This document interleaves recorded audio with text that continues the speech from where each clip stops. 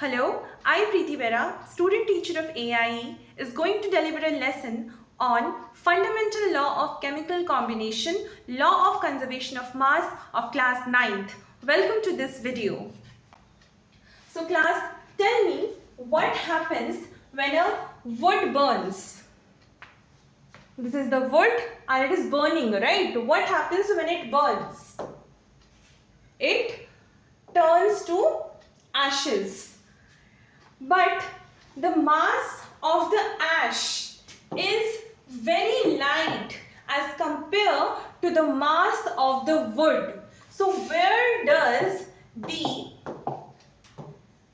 mass of the wood goes? Does it vanishes? No. The mass doesn't vanishes. The mass always remains constant. Remember this. Before the reaction also and even after the reaction also, the mass never changes. So where does the mass goes? A part of it becomes ashes and rest becomes smoke. Now what does the smoke consist of? See, since the wood is nothing but is the hydrocarbon, okay, the wood is made up of cellulose. Cellulose is hydrocarbon, okay, hydro means hydrogen and this is the carbon. So, the smoke will consist of water and see, water, hydrogen is from here. The hydrogen becomes H2O, water, and the carbon becomes CO2. The H2O I'm writing here is the water vapor, okay? And this is the ash. The ash is actually the inorganic compound which remains unburnt. This is the unburnt inorganic compound, right?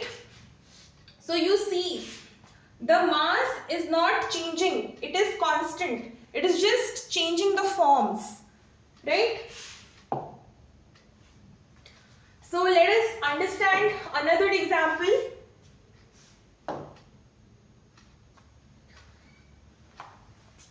So tell me, what is this? This is a car and the car runs on petrol. So to run the car we need to burn petrol and burning involves oxygen. Okay, so this is the chemical reaction of the combustion of petrol. So combustion of petrol produces, since petrol is again hydrocarbon, so it will produce CO2, H2O, of course some unburnt carbon particles and what? The energy. Okay, energy in the form of heat and mechanical energy. The mechanical energy is being used by the car to run. So here also the mass of petrol and oxygen, the mass of petrol and oxygen, if I denote it by capital M, will be equal to the mass of all the products that are forming here. Small m denotes the mass of all these products. If we sum the mass of carbon dioxide, water vapor, carbon particles, then we get a mass that I am denoting with small m. This will be equal to the total mass of the petrol and oxygen. Or in simple words, I can write that in In simple words, I can write that the mass of the reactant is always equal to the mass of product. Okay, in every chemical reaction, the mass of the reactant will be always equal to the mass of the product. This constitutes the fundamental law, that is the law of conservation of mass.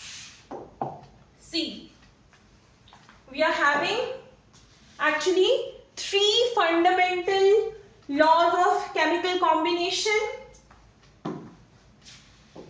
law of conservation of mass, law of definite proportion, law of multiple proportion. So in this video we are focusing on law of conservation of mass, right? So let us study this statement. What does the statement says? See, what does the statement says?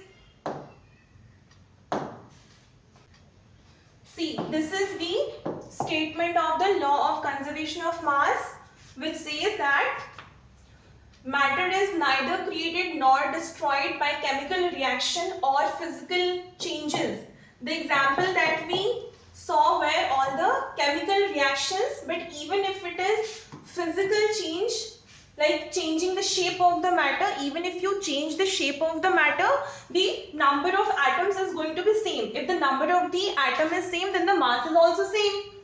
So the matter can neither be created nor destroyed, and the mass of the system is same before and after the reaction. And of course, the number and the type of atom won't change.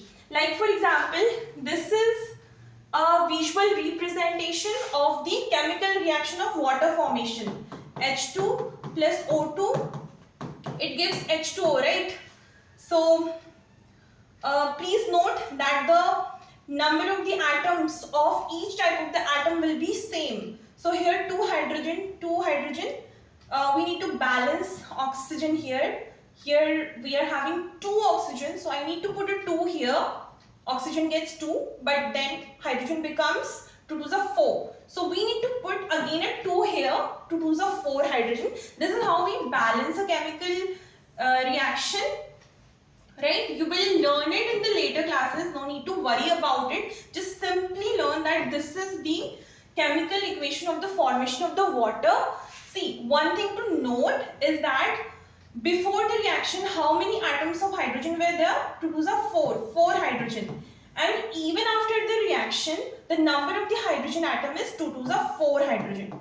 Okay, so that is why here 1, 2, 3, 4 hydrogen has been shown, and even after the reaction 1, 2, 3, 4 hydrogen atoms have been shown, and same is the case for oxygen also, right?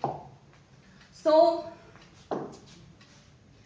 next we are having a question based on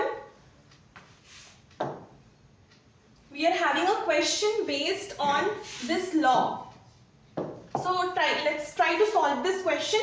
What does it say? That when 10 gram of calcium carbonate is heated, it decomposes to form calcium oxide and carbon dioxide. So let's write the reaction. Calcium carbonate, whenever it is heated, it decomposes into calcium oxide, right? Calcium oxide and calcium oxide and carbon dioxide. Okay, carbon dioxide. So you see that the masses of these compounds have been already given. See, calcium carbonate, it is of 10 grams. It is 10 grams, fine. Calcium oxide is 5.6 grams, and calculate the mass of carbon dioxide. So we don't know the mass of carbon dioxide. So let it be x. Okay, let it be x. Now, according to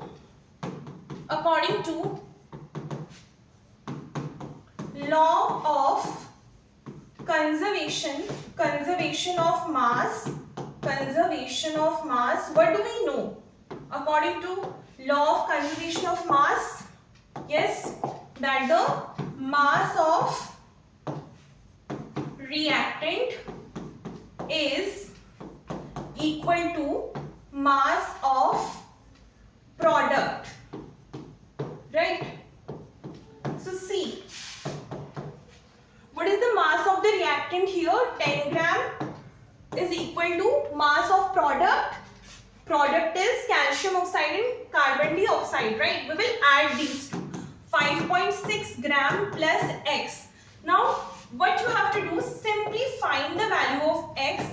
10 gram minus 5.6 gram, and it gives you 4.4 gram. This is the answer. Fine.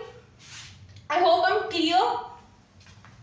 So, let's move to the next question. So, this is the question. Try this question by yourself, okay? Try this question by yourself. Next. So, that was all for this video. Thank you for watching this video.